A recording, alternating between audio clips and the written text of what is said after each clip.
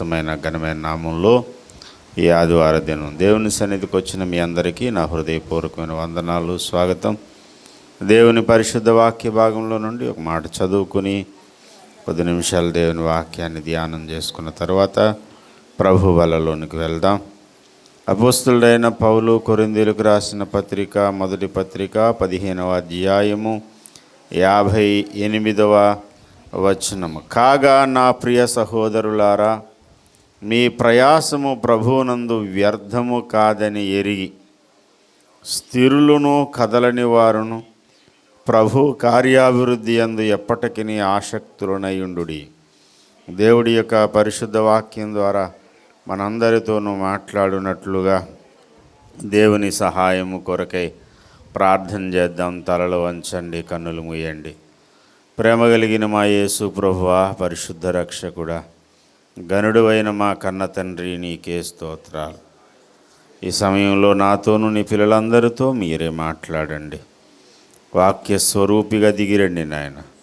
ఆటంకంగా వ్యతిరేకంగా పనిచేస్తున్న దురాత్మ చీకటి శక్తుల ప్రభావం అంతటిని యేసుక్రీస్తు నామమున బంధిస్తున్నాము తండ్రి.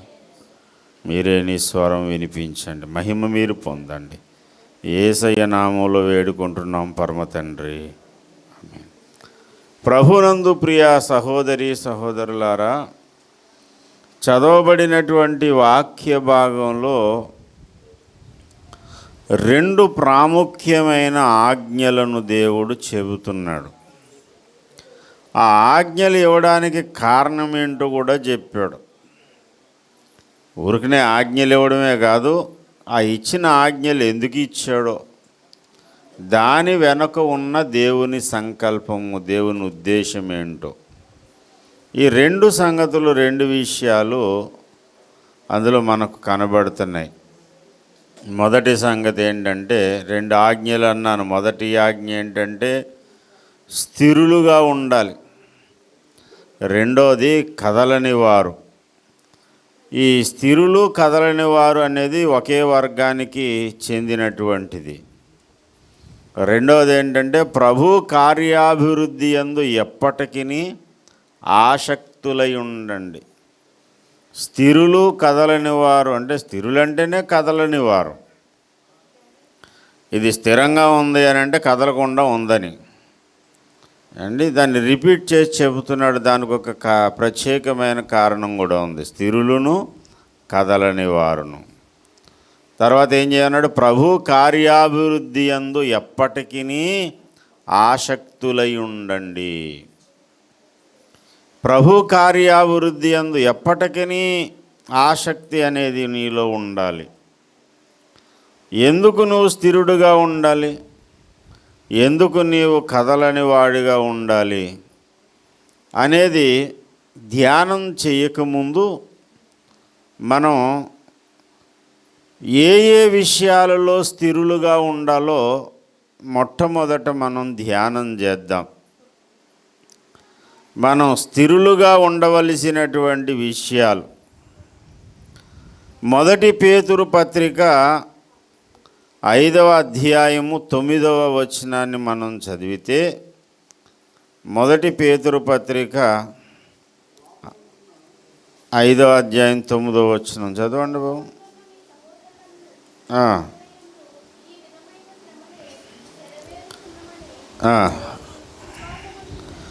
విశ్వాసమందు స్థిరులై ఏంటి? విశ్వాసమందు ఏమై ఉండాలట?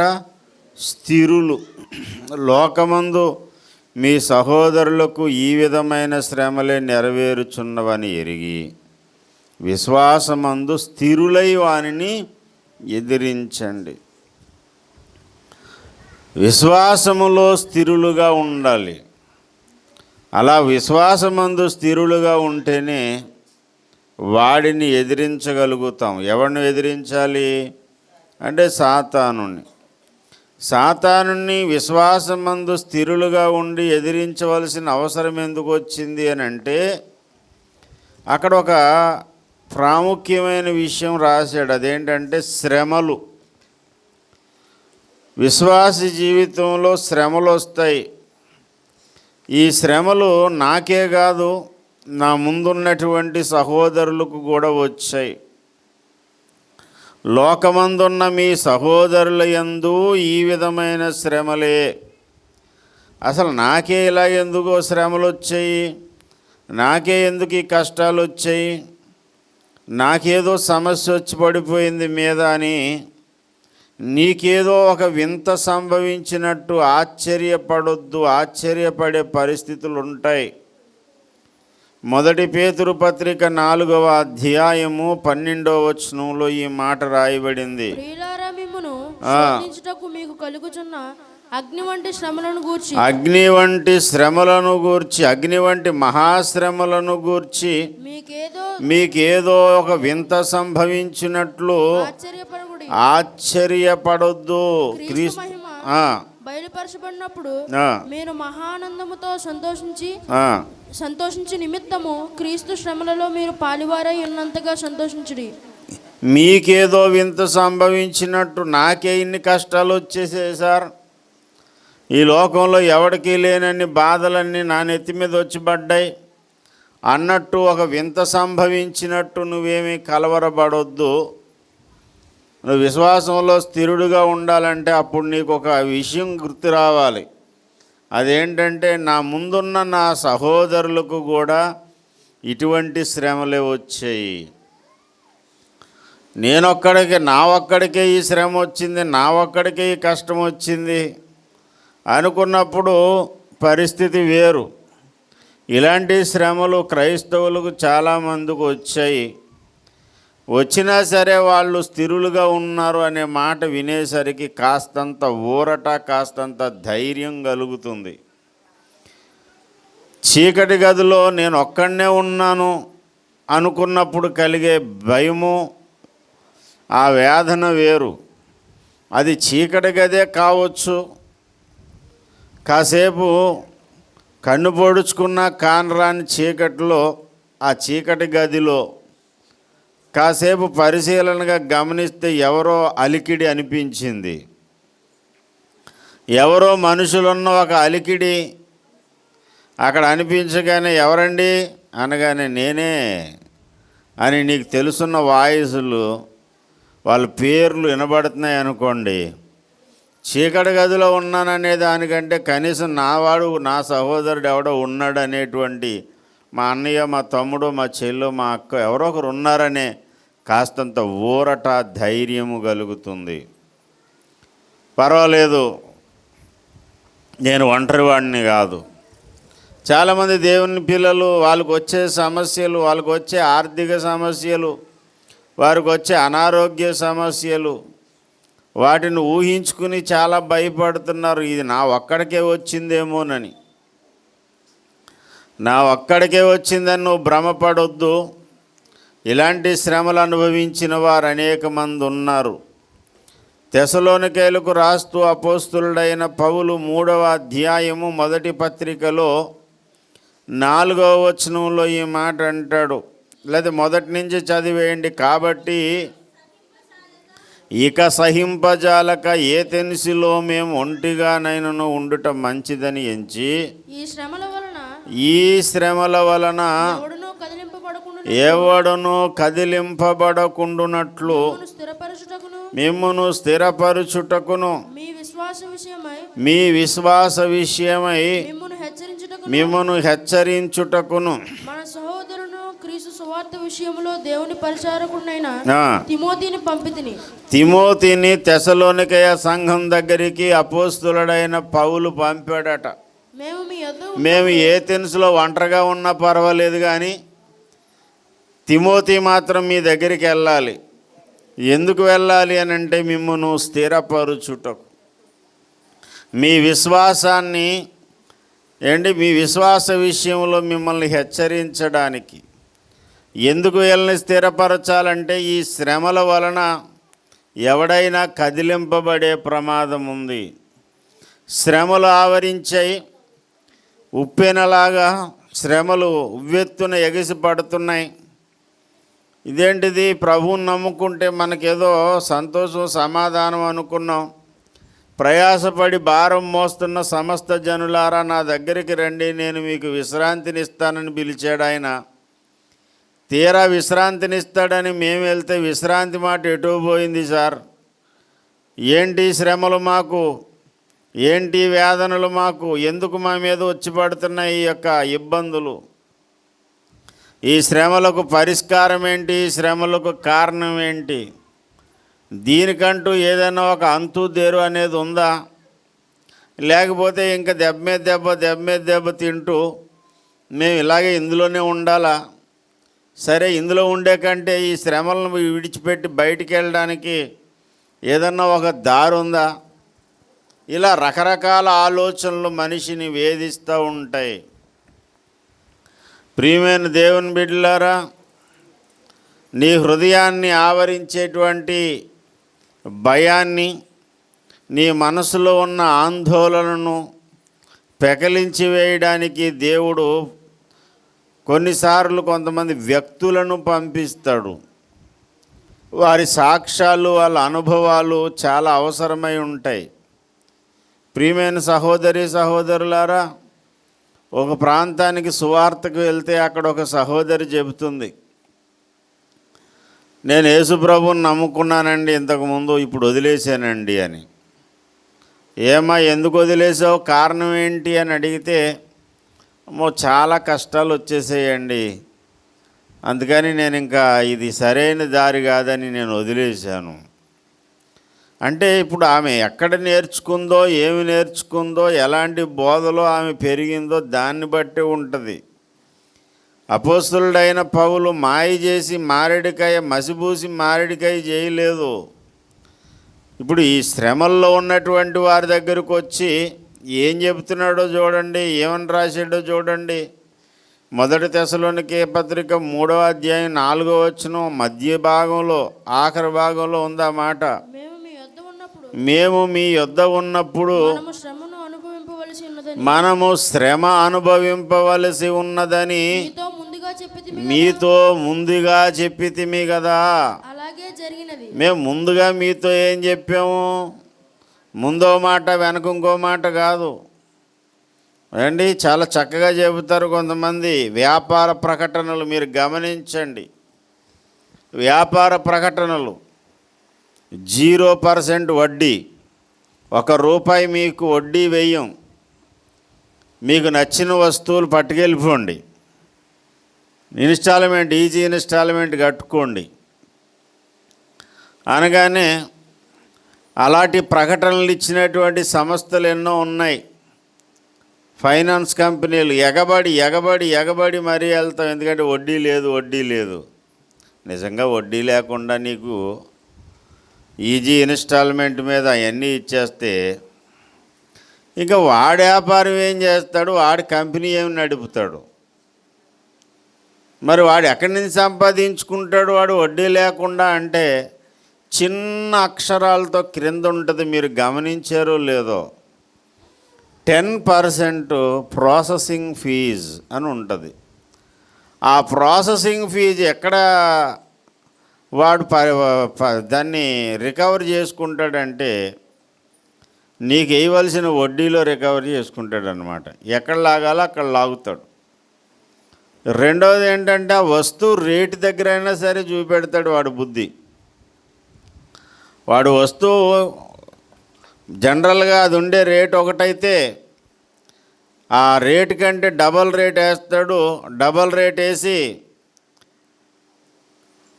రేట్ వేసి ఆ వస్తువుని మనకు అమ్మి ఆ వస్తువులు వేసుకుంటాడు. పైగా ఏమంటాడంటే ఏమాత్రం మీకు వడ్డీ లేదు. ఇలాంటి వ్యాపార ప్రకటనలు కాదు సువార్త సేవ అంటే. యేసు ప్రభువుని నమ్ముకోండి, మీ జీవితంలో ఇంక ఏ సమస్య రాదు. ఇంకా ఒక్కసారి మీరు యేసు ప్రభువారిని నమ్ముకుంటే అనే మాట కంటే ఇంకా గొప్ప మాటలు కూడా ఉన్నాయి. ఒక్కసారి ఈ చర్చిలో, ఈ టెంపుల్లో మీరు అడుగు పెట్టారంటే ఇక మీ దుఃఖ దినాలు సమాప్తం. ఒక్కసారి ఈ టెంపుల్లో అందుకే తండాలు వెళ్ళిపోతున్నారు. ఉన్నట్టు చెబితే ఎవడొస్తాడండి? అంటే నిత్య జీవం కొరకు నిర్ణయింపబడిన వారు వస్తారండి. ఒకసారి నేను ఇలాగే ఒక ప్రసంగం చెప్తున్నాను, మనం అనేక శ్రమలు అనుభవించి దేవుని రాజ్యంలో ప్రవేశించాలి అని. ఆ సంఘ కాపురు నన్ను అడిగాడు, ప్రసంగం బాగానే ఉంది కానీ తమ్ముడు, నువ్వు చెప్పిన ప్రసంగాన్ని బట్టి వచ్చేవాడు కూడా వెనకపోతాడు అన్నాడు. మంచి ప్రసంగం చెప్పావు. నేనన్నాను, నేను చెప్పింది పౌలు ప్రసంగం అన్నా, ఆయనే చెప్పాడు ఓ ప్రసంగం, ఈ రోజు నుంచి మీ అప్పులన్నీ కూడా తీరిపోతాయి యేసు నామంలో.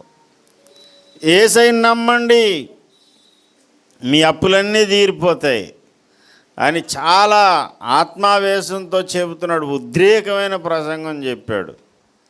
ప్రసంగం అయిపోయిన తర్వాత పక్కకి వెళ్ళిన తర్వాత అడిగాను, అన్నయ్య నువ్వు చెప్పిన ప్రసంగం సరైంది కాదు, నీ అప్పులన్నీ తీరిపోతాయి యేసయ్యని నమ్ముకుంటే అని చెప్పావు కదా, మరి నీకు 25 లక్షల అప్పు ఉంది, దాని సంగతి ఏంటని అడిగాను.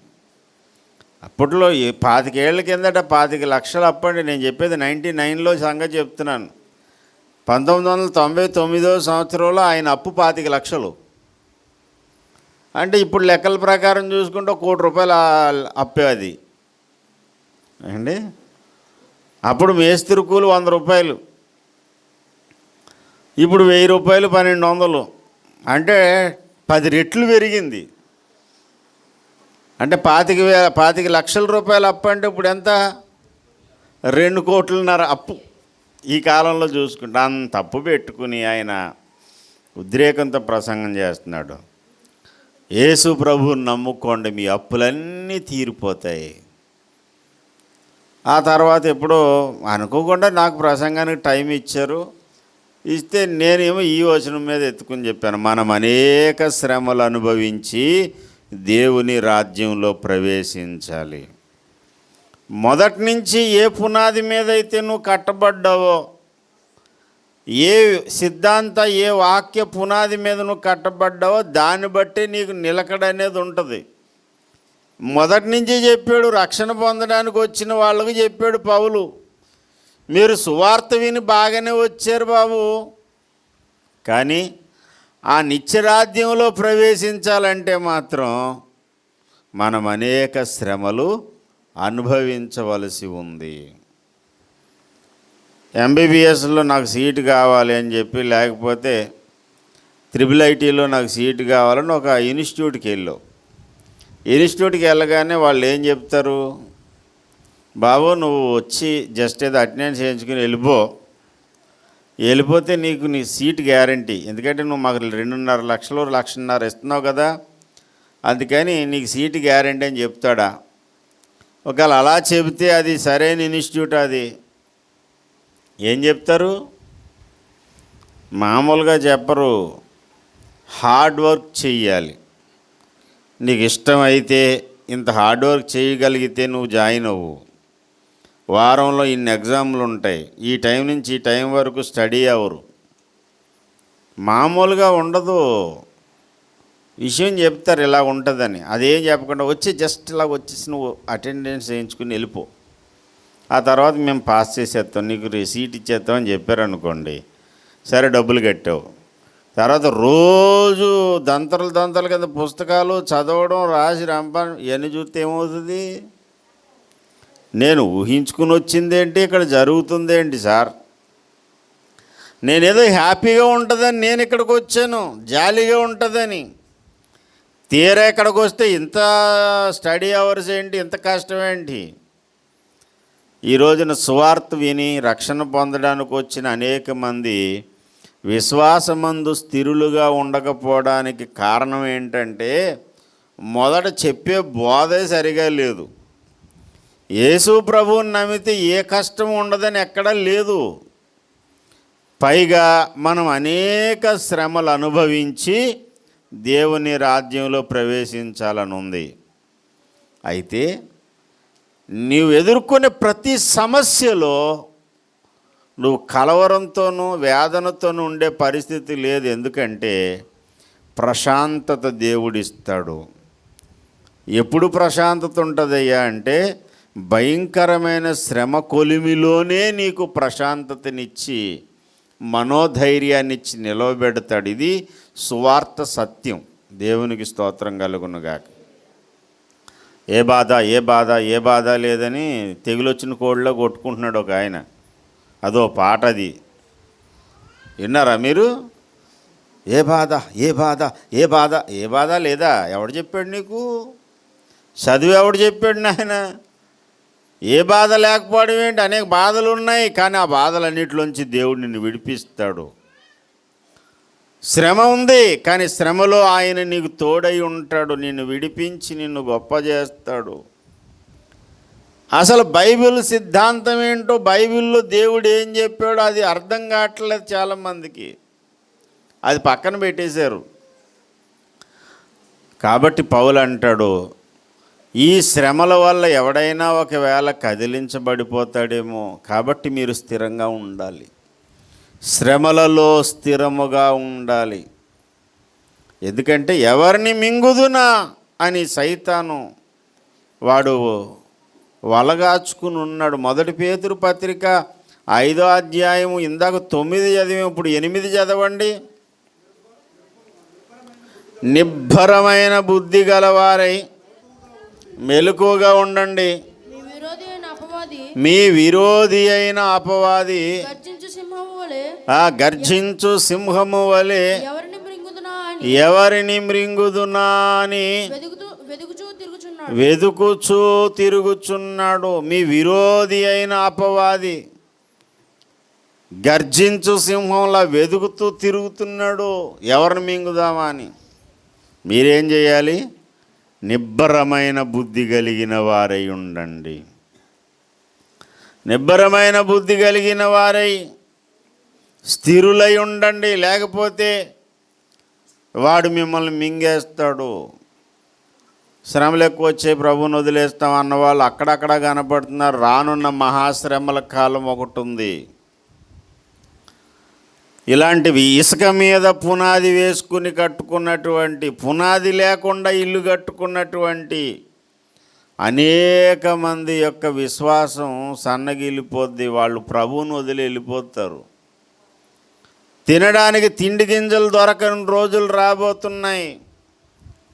ప్రభువును అంగీకరించినందుకు పట్టెడు అన్నం దొరకని పరిస్థితి వస్తుంది. రేషన్ డిపోలో రేషన్ కొనుక్కోవడానికి అవకాశం లేని పరిస్థితులు వస్తాయి.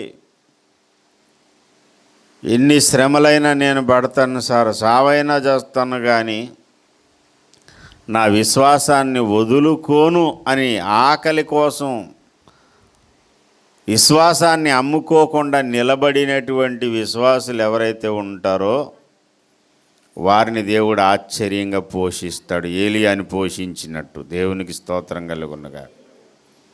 కానీ చాలామంది స్వల్పమైన అల్పమైన విశ్వాసులు ఎలాంటి మైండ్తో వస్తారంటే, ప్రభు దగ్గరికి వస్తే మన కష్టాలన్నీ తీరిపోతాయండి. సువార్త చెబుతుంటే అది వినరు.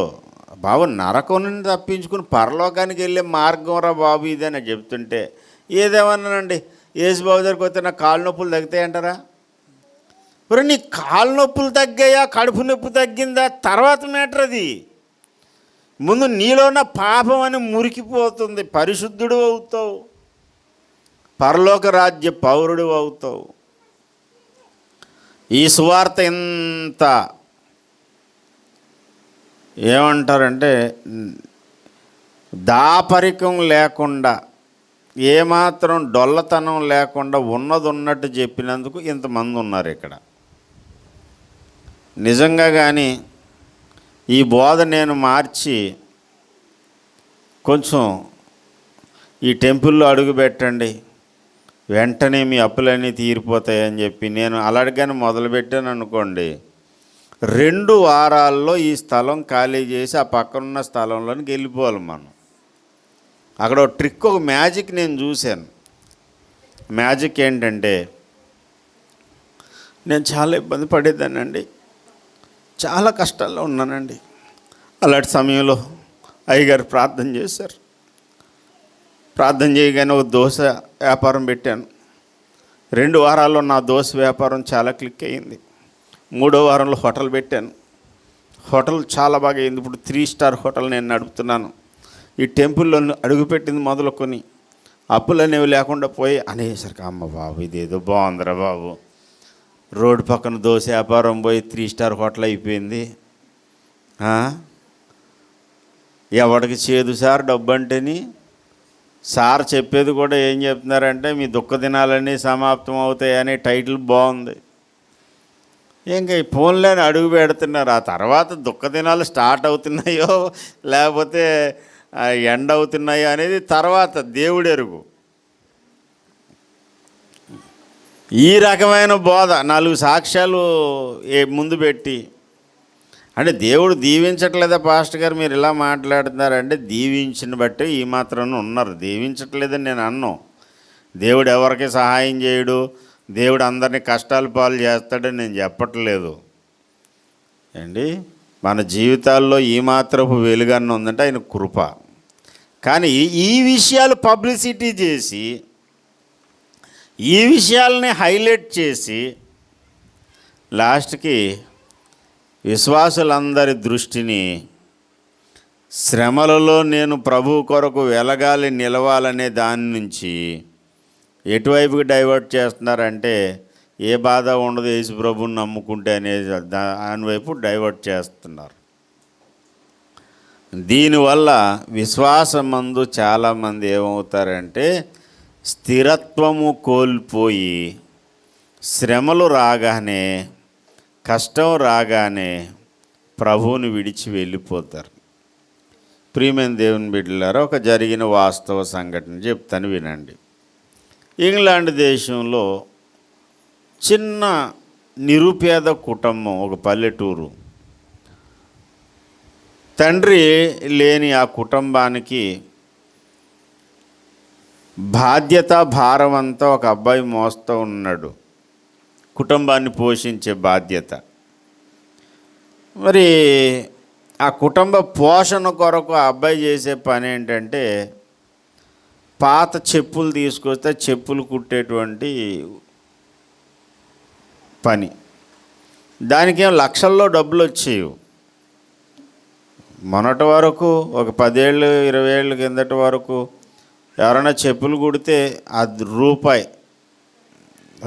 రూపాయిన్నర. ఇప్పుడు కూడా ఏం ₹1000 ఏం తీసుకోరు. బాగా అయితే ఇప్పుడు ₹50 తీసుకుంటున్నారు చెప్పులు కుడితే. ఒక ₹50 ₹100. షూ పాలిష్ చేస్తే 2 రోజులకు ఒకసారి 3 రోజులకు ఒకసారి షూ పాలిష్ చేయించుకునే వాళ్ళం. అప్పుడు అంతా ₹5 తీసుకున్నారు షూ పాలిష్కి. ఇప్పుడు షూ పాలిష్ ఒక ₹50. అంటే చాలా తక్కువ అమౌంట్ వస్తుంది. ఆ పనిలో ఏం లక్షలేం వచ్చేవి. అలా రూపాయి సంపాదించి కుటుంబాన్ని పోషిస్తూ హృదయంలో వేదనతో భారంతో ప్రపంచ దేశాల కొరకు ప్రార్థన చేసేవాడు ఆ అబ్బాయి. అలా భారతదేశం కొరకు ప్రార్థన చేస్తూ ఉంటుండగా ఒకానొక సమయం వచ్చింది. బాప్టిస్ట్ మిషన్ వాళ్ళ యొక్క మిషనరీ మీటింగ్ జరుగుతుంది. ఆ మిషనరీ మీటింగ్లో ఇండియా దేశంలో సువార్త చెప్పడానికి ఎవరు వెళ్తారంటే వెంటనే చెయ్యెత్తాడు, సార్ నేనున్నాను, నేను వెళ్తానని. ఈ అబ్బాయి పెద్దోడయ్యాడు, అప్పటికే పెళ్ళి అయ్యింది, పిల్లలు ఉన్నారు.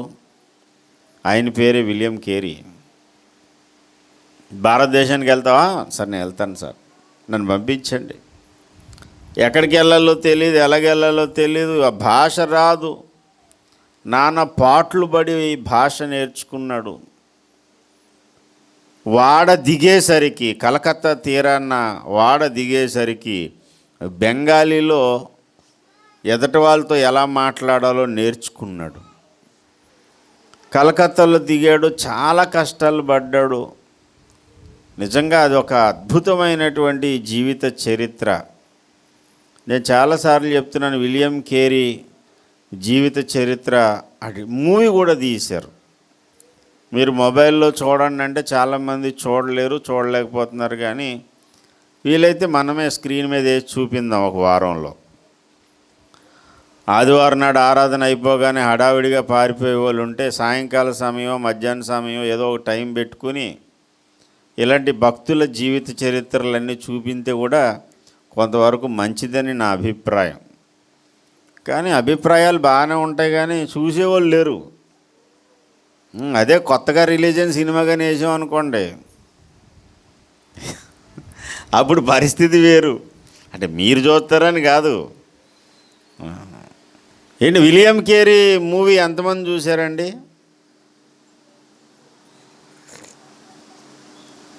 విలియం కేరీ మూవీ చూసిన వాళ్ళు వీళ్ళిద్దరే చూశారు. చూద్దామని ఆశ ఉన్నది ఎంతమందికి ఉంది? పుస్తకం అయితే చదవడానికి కష్టంగా, సినిమా చూడడానికి ఏముందమ్మా, చేయడానికి అంతలాగా వంకిలు తిరిగిపోతున్నారు. ఏమ్మా నీకు లేదా? సిగ్గుపడిపోతుంది అక్క. స్తోత్రం చెప్పండి ఒకసారి. హల్లెలూయా. అని మొబైల్ ఫోన్ ఉంది కాబట్టి మొబైల్ ఫోన్లో చూడండి విలియం కేరీ లైఫ్ స్టోరీ, లేకపోతే కారు చీకట్లో కాంతి రేఖ అని కొట్టండి, తెలుగు క్రిస్టియన్ మూవీ అని కొడితే వచ్చేస్తుంది. లేదు సార్ వేయండి, ఇక్కడ వేయండి మేము చూస్తామంటే మనకేం డబ్బులు ఏం ఖర్చవు కదా అంటే చక్కగా ఇక్కడ స్క్రీన్ మీద మనం వేయచ్చు. స్తోత్రం కలుగునుగాక. ఇన్ని కష్టాలు పడి భాష రాని చోట భాష నేర్చుకుని బైబిల్ తర్జుమా చేయడానికి పూనుకుంటే భార్య ఏమో మానసిక వికలాంగురాలు, మెంటల్ వచ్చేసింది ఆవిడకి. ఎందుకంటే కన్న బిడ్డలు కళ్ళెదుటే చచ్చిపోతున్నారు ఇండియా వచ్చిన తర్వాత. వాళ్ళని కప్పెట్టడానికి కనీసం మరొక వ్యక్తి లేడు. వాళ్ళ పిల్లల శవాలను ఆయనే మోసుకుని పెట్టి తయారు చేసుకుని, నాకు ఆ సినిమాలో కదా పుస్తకం చదివినప్పుడు కూడా చాలా ఏడుపు వచ్చింది. కొడుకు చచ్చిపోతే సమాధి పెట్టి చేసేవాడు కూడా రాలేదు ముందుకి. చెక్కలు తెచ్చుకుని ఆయనే పెట్టి తయారు చేసుకుని కొడుకు శవాన్ని పెట్టెలో పెట్టుకుని మొయ్యడానికి మరో మనిషి లేకపోతే, పిచ్చి తల్లి నా కొడుకు చచ్చిపోయాడని గుండెలు బాదుకుని ఏడుస్తుంటే ఆ పెట్టి తాడు కట్టి మొయ్యలేక బరబరమని చచ్చిపోయిన కుక్కని ఈడ్చుకెళ్తారు. అలాగా ఆ సమాధి పెట్టిని ఈడ్చుకుని వెళ్ళి గోతులో పెట్టి తన కొడుకుని, తన ముద్దులో కొడుకుని తన చేతులతోనే సమాధి చేశాడు. ఇన్ని కష్టాలు దేనికి పడ్డాడు? దేనికి పడ్డాడు ఈ కష్టాలన్నీ? యేసయ్య సువార్త ప్రకటించడానికి. ఈరోజు మన చేతులకు బైబిల్ రావడానికి, తెలుగులోకి బైబిల్ రావడానికి విలియం కేరీయే కారణం. విలియం కేరీ వేశాడు పునాది. అంతకుముందు కొంతమంది తర్జుమాలు చేశారు, అవి ఎవరికి అందుబాటులోకి రాలేదు. విలియం కేరీ తర్జుమా మాత్రం బయటకు వచ్చింది. ఇంకా తర్వాత చాలామంది తర్జుమాలు చేశారు. ఎన్నో కష్టాలు పడ్డాడు, మామూలు కష్టాలు కాదు.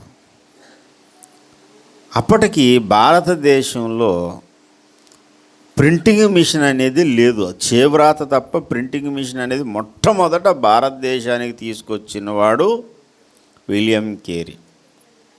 జర్మనీ దేశంలో గుటెన్బర్గ్ అనేటువంటి ఆయన ప్రింటింగ్ మిషన్ కనిపెడితే మొట్టమొదట జర్మన్ భాషలో ప్రింట్ అయినటువంటిది బైబిల్ ప్రింట్ అయ్యింది. భారతదేశానికి ప్రింటింగ్ మిషన్ వచ్చింది విలియం కేరీ ద్వారా. కానీ ఈ భాషలో అక్షరాలు లేవు. ఇప్పుడంతా కంప్యూటర్ ఆథరైజ్డ్ ప్రింటింగ్, కంప్యూటర్లో టైప్ చేసేగానే ప్రింటింగ్ వచ్చేస్తుంది. ఇంతకుముందు ఆఫ్సెట్ ప్రింటింగ్ ఉండేది. ఆఫ్సెట్ ప్రింటింగ్ అంటే ఏం చేసేవారు, అక్షరాలని, రబ్బర్ అక్షరాలు ఉంటాయి, దీంతో సీసంతో తయారు చేసిన అక్షరాలు, ఆ అక్షరాలు తిరగేసి ఉంటాయి. ఆ ఉందనుకో తిరగేసి ఉంటుంది, ఇంకులో ముంచి గుద్దితే ఆ పడుతుంది. అలాంటి అక్షరాలన్నీ వరుసగా ఏంటి, దేవుడు, ఆ దేకి దీర్ఘం ఉన్నదే, ఊ డు, ఈ 3 అక్షరాలు కలిపి సెట్ చేస్తారు. అలా సెట్ చేసి అంతా ఒక ఫ్రేమ్ తయారు చేసి ఆ తర్వాత దాన్ని ప్రింటింగ్ మిషన్కి ఇచ్చితే అది ఇలాగా ఒకసారి ఇలాగ అంటది, అలా గుద్దుతుంది, ఇలా అంటది, అలా అంటే ఇంక ఇలా రాస్తుంటుంది, గుద్దుతూ ఉంటుంది పేపర్ మీద. అది పాతకాల ప్రింటింగ్. ఆ ప్రింట్ చేయడానికి అక్షరాలు కూడా లేవు. అక్షరాలు కూడా లేకపోతే విలియం కేరీ అండ్ బృందం ఏం చేశారంటే వాళ్ళ చేతులతో వాళ్ళ అక్షరాలు, తిరగేసిన అక్షరాలు తయారు చేసి మూసలో వేసి సీసంతో తయారు చేసి అక్షరాలు బైబిల్ ప్రింట్ చేశారు. ఎంత అద్భుతమైనటువంటి పని జరిగిందంటే అనేక భాషల్లో, ఒక భాష కాదు బాబోయ్, అసలు వాళ్ళ శ్రమ ఎంత గొప్పదో, వాళ్ళు ఎలా పనిచేశారో ఊహకే అందదు. అద్భుతమైనటువంటి ప్రింటింగ్ జరిగిపోయింది. ఆ రోజు రాత్రి చాలా ఆనందంగా పడుకున్నాడు.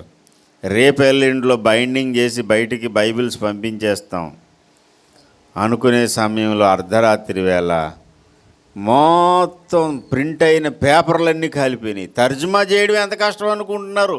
ఈయనకి భాష రాదు, భాష నేర్చుకున్నాడు. నేర్చుకుని మూల భాషలో ఎలాగుందో అలాగా అక్షరాలన్నిటిని కూడా బెంగాలీలోకి, హిందీలోకి, తెలుగులోకి తర్జుమా చేసిన తర్వాత పండితుల దగ్గర పట్టుకెళ్తే వాళ్ళు చాలా తప్పులు ఉన్నాయనేవారు. ఎందుకంటే ఒక భాష వాళ్ళు ఇంకో భాష మాట్లాడితే హిందీ వాళ్ళు అప్పుడప్పుడు వచ్చి మన దగ్గర తెలుగు మాట్లాడతారు. మీది ఆవిడి మాది దగ్గర ఉంది, మీది గేది మాది దగ్గర ఉంది అంటాడు. ఇటు మీది గేది మాది దగ్గర ఉంది అని మనం ఎలా కాల్ చేద్దాం. మనం హిందీ మాట్లాడితే అలాగే ఉంటుంది. వచ్చిరా హిందీ మనం మాట్లాడుతున్నాం అనుకోండి, ఇంకా వాళ్ళు ఎలా నవ్వుకోవాలో అలా నవ్వుకుంటారు, తప్పదు. ఇంకా అలాంటి పరిస్థితుల్లో ఫ్లూయెంట్గా గ్రాంధిక భాష, చక్కని గ్రాంధిక భాష నేర్చుకోవడం, తర్జుమా చేయడం మామూలు కష్టాలు కాదు సార్. ఇప్పుడు అంతా ఏఐ. ఒక్క 2 నిమిషాల్లో ఏఐకి అప్పచెప్పావంటే 2వ నిమిషంలో బయటకు వచ్చేది అంతే.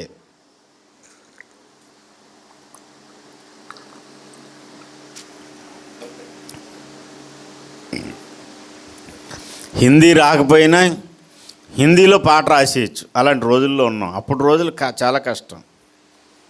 ఎన్నో కష్టాలు పడి ప్రింటింగ్ చేస్తే మొత్తం పడిన కష్టం అంతా బుగ్గుపాలైపోయింది. బూడిద తప్ప ఏం మిగలలేదు అక్కడ. ఆ వార్త విని బయటకు వచ్చి చాలా వేదనతో అక్కడ నిలబడ్డాడు. ఇంగ్లాండ్ విడిచిపెట్టాడు. భార్య, పిల్లలు, కుటుంబం అంతా చిందరవందర అయిపోయింది. ఇప్పుడు చేసిన పని అంతా కూడా అగ్గిపాలు బుగ్గుపాలు అయిపోయింది. చిచి, ఇంకా అనవసరం, ఇంకా ఈ బ్రతికే వేస్ట్ అని మనం అంటాం. కానీ విలియం కేరీ ఏమన్నాడో తెలుసా? దేవుడు నా తర్జుమాలకు అగ్ని పరీక్ష పెట్టాడు, ఇంకా ఏయో లోపాలు ఉండుంటాయి, అందుకే అగ్ని పరీక్ష పెట్టాడు దేవుడు అని మళ్ళీ తర్జుమా చేయడానికి పూనుకున్నాడు. తర్జుమా చేసిన మూల ప్రతులు కూడా కాలిపోయాయి. మళ్ళీ రీసెట్ చేసుకున్నాడు. మొత్తం పడిన కష్టం అంతా, ఏ అక్షరాలైతే తయారు చేయడం అక్షరాలన్నీ కాలిపోయాయి.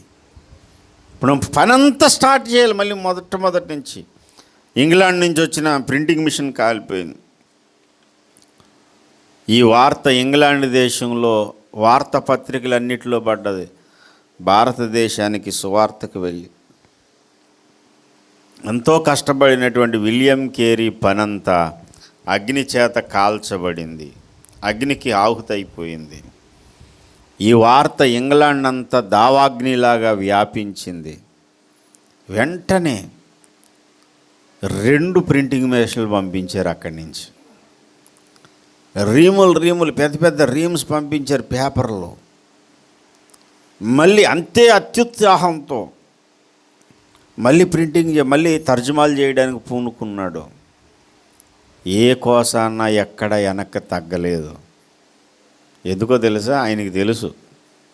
ఎందుకంటే విశ్వాసమందు స్థిరుడు గనక. దేవునికి స్తోత్రం కలుగునగా. విశ్వాసమందు స్థిరుడో అస్థిరుడో ఎప్పుడు తెలుస్తుంది తెలుసా? ఇలాంటి పరీక్షలు వచ్చినప్పుడే, ఇలాంటి కష్టాలు వచ్చినప్పుడే. అమ్మా, ఇల్లు ఎంత గట్టిదో ఎప్పుడు తెలుస్తుంది? తుఫాన్ వచ్చినప్పుడు, భూకంపం వచ్చినప్పుడు. తుఫాన్లకి భూకంపాలకి తట్టుకున్నప్పుడే అది బలమైంది. మన వాళ్ళు బ్రిడ్జిలు కడుతున్నారు, ఓపెనింగ్ అవ్వకుండా కూలిపోతున్నాయి. అది మన డబుల్ ఇంజిన్ సర్కార్. మన సర్కారు యొక్క గొప్పతనం ఏంటంటే, మొన్న ఒక పాస్టర్ గారు అంటున్నారు, కొత్తగా బ్రిడ్జ్ ఓపెన్ అవుతుందండి, కానీ నేను ఎలా తిరిగి వెళ్తున్నానండి అన్నాడు. ఎందుకు సార్ బ్రిడ్జ్ మీద వెళ్ళిపోవచ్చు కదా అంటే, ఏమో సార్ కట్టినోడు మంచోడు, కూలిపోద్దని భయం. ఆ కట్టినోడు గొప్పోడు కదా. ఇప్పటికే 18 ఎన్ని కూలిపోయినాయా బ్రిడ్జిలు? సార్ చర్చి చెప్పండి, మొన్న చూశాను నేను. మొత్తం 18 బ్రిడ్జిలు కూలిపోయినాయి అంట. మహానుభావులు కట్టినోళ్ళు. ఎప్పుడో కట్టారు హౌరా బ్రిడ్జ్, ఇప్పటికీ పనిచేస్తుంది. అది చెక్కు చెదరలేదు. స్థిరమైనటువంటి పునాది, స్థిరమైన పని. విశ్వాసం ముందు కూడా హౌరా బ్రిడ్జ్ కంటే గట్టిగా ఉండాలి మనం. దేవునికి స్తోత్రం కలుగునగా. అప్పుడు విలియం కేరీలాగా మాట్లాడతాం. లేకపోతే ఏమన్నాడు బాబా అన్ని కష్టాలు, పాస్టర్ గారు ఏం కలిసి రావట్లేదండి, మేము అనుకుంటున్నాం కానండి ఏం అవ్వట్లేదండి. వ్యాపారం పోతే పోయింది, వస్తే రాని, దేవునికి స్తోత్రం, పోయినా పర్వాలేదు. నేను పడిన కష్టమంతా బుగ్గిపాలు అయిపోయినా పర్వాలేదు. నేను అనుకున్నదంతా ఏది జరగకపోయినా పర్వాలేదు. నేను యేసయ్యను మాత్రం విడిచిపెట్టను. దేవునికి స్తోత్రం కలుగునుగాక. నా ప్రాణప్రియుడు ఆయన, నా రక్షకుడు, నన్ను పరీక్షిస్తున్నాడు ఆయన. శోధింపబడిన మీదట నేను సువర్ణములాగా మారిపోతాను. నేను నడిచే మార్గం నా దేవుడికి తెలుసు. శోధింపబడిన మీదట నేను శుద్ధ సువర్ణంగా మారిపోతాను. ఇది ఎవరి మాట అంటే, విశ్వాసమందు స్థిరుడైన వ్యక్తి మాట. విశ్వాసమందు స్థిరులుగా ఉండాలండి. మొదటి కొరింథీ పత్రిక 16వ అధ్యాయము 13వ వచనం చదవండి. మెలకుగా ఉండండి. విశ్వాసమందు ఎలా ఉండాలి? నిలకడన్నా స్థిరమన్నా ఒకటే అమ్మా. పౌరుషము గలవారై ఉండుడి. అంతవరకు వద్దులే, నీ పౌరుషం ఇప్పుడు వద్దు. ఇప్పుడు కావాల్సిందంటే నిలకడ. పౌరుషాలకి ఏముంది సార్, బోల్డ్ ఉన్నాయి మన దగ్గర. నిలకడ కావాలి. ఉదయకాలం ప్రార్థన చేస్తుంటే చాలాసేపు విపరీతమైన పోరాటం, దెయ్యాలన్నీ ఒకసారి దిగి వచ్చాయి నా ప్రార్థన గదిలో. నాతో చాలా పోరాటం జరిగింది. బలంగా తోస్తున్నాను ఒక పక్క నుంచి, అవి అంతే బలంగా నా మీద పోరాటం చేస్తున్నాయి. చాలాసేపు పోరాటం జరిగింది. పోరాటం అయిపోయింది, ఒకసారి ప్రశాంతత వచ్చేసింది. నా హృదయం అంతా నెమ్మది ఆవరించిన తర్వాత ప్రభుని అడుగుతున్నాను, ప్రభు ఏం చెప్పమంటావు అంటే, టక్ టక్ టక్ టక్ టక్ మన ఎన్ని విషయాల్లో స్థిరంగా ఉండాలో అన్నీ చెప్పాడు ప్రభు. చెప్పిన తర్వాత మళ్ళీ దేవునితో అన్నాను, ప్రభా స్థిరంగా ఉండు అనే ప్రసంగం ఇప్పుడు కాదు నాయన, నేను చాలాసార్లు చెప్పాను ఈ ప్రసంగం, మళ్ళీ చెప్పిందే మళ్ళీ చెప్పడం ఏంటి నాయన అంటే, ప్రభు నాతో మాట్లాడిన మాట నాకు చాలా ఆశ్చర్యం అనిపించింది, ఆనందం అనిపించింది. ప్రభు నాతో ఏమన్నాడంటే, ఎందుకంటే మీరు స్థిరంగా ఉండాలి కాబట్టి అన్నాడు. ఏం మాట్లాడలేదు నేను ఇంకా. స్థిరంగా ఉండాలి ఎన్నిసార్లు చెప్పాలి నాయన అంటే, ఆయన ఉమ్మడి మాట చెప్పాడు. ఆ మాట నాతో అన్న మాట ఏంటి తెలుసా, మీరు స్థిరంగా ఉండాలి కాబట్టి ఈ మాట చెప్తున్నాను. స్థిరత్వం లేదు అండి. ఈ రోజున్న మాట రేపు ఉండడం లేదు, ఈ రోజున్న విశ్వాసం రేపు ఉండడం లేదు. ఈరోజు యోబులా మాట్లాడతావు, రేపు జోబీల్లో డబ్బులు లేకపోతే జోబులాగా మాట్లాడతావు. అయిపోయిందంతే. విశ్వాసం ఎట్టిపోయిందో తెలియదు. విశ్వాసమందు స్థిరులై ఉండండి, ఎట్టి శ్రమలైనా. విలియం కేరీలు ఇక్కడ ఉండాలి. దేవునికి స్తోత్రం కలుగునుగా. ఎవరు రావాలి, లేవాలి అంటే, నీవే రావాలి, నీవే పోవాలి, నువ్వే లేవాలి సార్. ఆ పాటలో మీరు గుర్తుందా? ఆ పాట మీకు, విలియం కేరీ లేరు, అందులో బిల్లీ వృద్ధులాయే అని ఉంది. ఇప్పుడు బిల్లీ కేరీ కూడా వెళ్ళిపోయారు, బిల్లీ గారు కూడా వెళ్ళిపోయారు, బిల్లీ గ్రాహం గారు. అందరూ వెళ్ళిపోయారు. ఎవరు రావాలి? నువ్వే రావాలి, నువ్వే లేవాలి. ఒక విలియం కేరీ కావాలి. కష్టం వచ్చిందని చేతులు ఎత్తేయొద్దు. ఎన్ని కష్టాలైనా రానేగాక నా ప్రభువు నాకు తోడై ఉంటే నేను వీటన్నిటిలో అత్యధిక విజయం నేను పొందుతానని స్థిరులుగా కదలని వారుగా యెహోవా యందు నమ్మిక ఉంచు వారు కదలక నిత్యము నిలుచు సియోను కొండలాగా స్థిరులుగా నిలబడే కృప దేవుడు మనందరికీ అనుగ్రహించునుగాక. రండి మనం ప్రార్థన చేసుకుందాం. మన అస్థిరత్వాన్ని బట్టి, మన లోపాలను బట్టి క్షమాపణ వేడుకుంటూ ప్రభు బలలో మనం పాలుపంపులు పొందుదాం. ఎవరు అటు ఇటు తిరగొద్దు, దిక్కులు చూడొద్దు. మొబైల్ ఫోన్స్ అన్నీ కూడా సైలెంట్ మోడ్లో పెట్టండి.